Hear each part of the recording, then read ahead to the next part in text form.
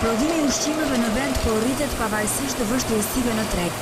Industria ushqimore arriti në 60 miliard lek, sipas të dhënave të Ministrisë së Bujqësisë, me rritje prodhimi 6%.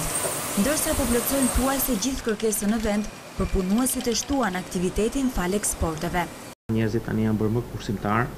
Unë besoj që kjo vjen nga rënja e të ardhurave që kanë pas shqiptarët në përgjithësi. Jemi përpjekur të rrim stabil në tregun vendas, pra të mundohemi të mbajmë nivelet që kemi pasur, megjithëse vështirësitë kanë qenë të shumta. Kemi pasur mundësi që të eksportojmë më shumë, pra kemi rritur eksportet, gjë që ka bërë që kompania të jetë eficiente edhe në situata të vështira që po kalon vendi.